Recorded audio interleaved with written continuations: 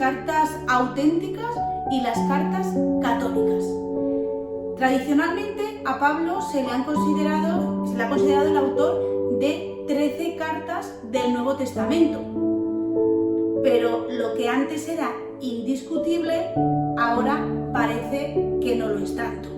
Por ejemplo, si escuchamos lectura de la carta del apóstol San Pablo a los hebreos, cosa que ya no es posible escuchar en la liturgia, debemos saber que ni es una carta, deberíamos mejor llamarlo epístola, ni es de San Pablo, ni es para los hebreos. Se denominó así más tarde porque los destinatarios parecen que procedían de un contexto judío. De hecho, hay algún profesor de Biblia que a esta carta a los hebreos la denomina con cariño el escrito neotestamentario de las tres mentiras. Ni es carta, ni es de San Pablo, ni es a los hebreos. Entonces, ¿cómo sabemos o cómo dilucidar qué cartas sí, qué cartas no, cuáles son auténticas, cuáles no?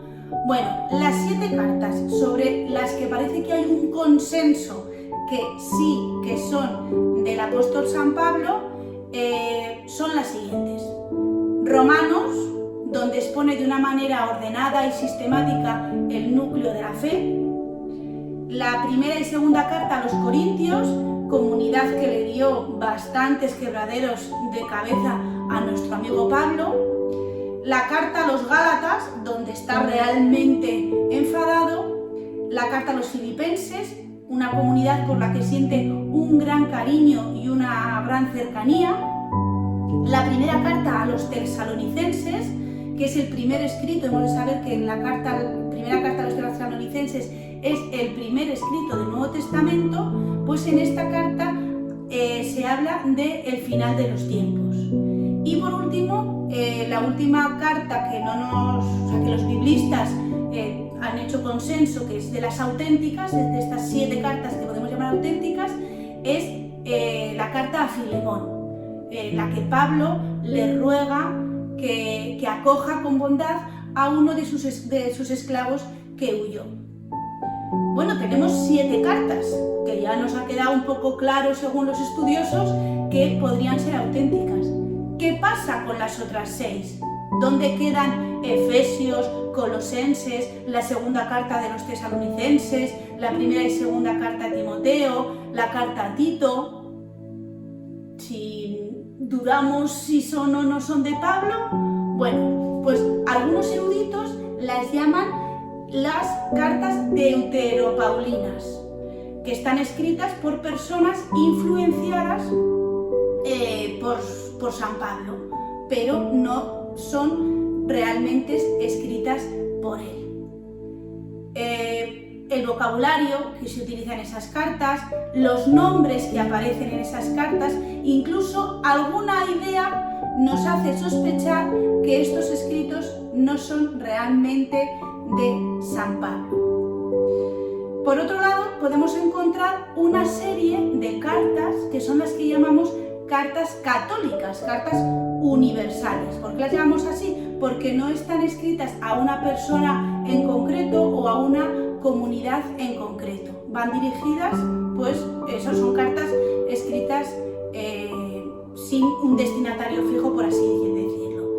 Estas cartas fueron atribuidas a los apóstoles Santiago, Pedro, Juan y Judas Tadeo. ¿Qué podemos decir de estas cartas? Pues que se habla de una autoría en sentido de autoridad, más de que en un sentido técnico de autor de puño y letra, ¿no? Por así decirlo. Estas cartas también tienen vestigios del judio-cristianismo, el cristianismo que no olvidó su tradición, esa tradición de Israel, sino que la integró en su nueva tradición, una vez que se adhirieron a Jesús de Nazaret como Cristo y Mesías y como Salvador, ellos su antigua tradición la incluyeron ahí. Entonces podemos decir que estamos ante textos que desgraciadamente no conocemos muy bien. ¿Por qué? Pues Pues yo os diría que porque nunca los hemos leído de corrido. Cuando los leemos en la liturgia, pues siempre leemos como a trozos, un día, un domingo uno, otro domingo otro. Entonces es muy difícil para nosotros como encajar bien y ver en contexto una carta entera del apóstol. Tampoco las leemos con ese sentido que San Pablo las escribió. Antes os he dicho, por ejemplo, que en la carta a los Gálatas San Pablo estaba realmente enfadado.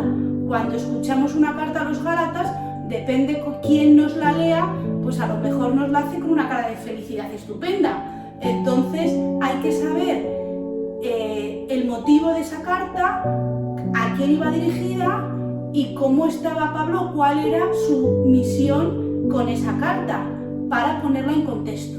Por eso os invito a que, si tenéis tiempo, cojáis una de las cartas de San Pablo y la leáis de principio a fin. Si tenéis una hora, os recomiendo que empecéis por Gálatas.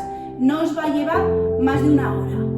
Pero eso sí, ponerle ese tono de enfado, porque así es como estaba San Pablo. Espero que después de leer Gálatas un poquito enfadados, os animéis con el resto de cartas. Bueno, un saludo muy fuerte para todos y a seguir con la misión.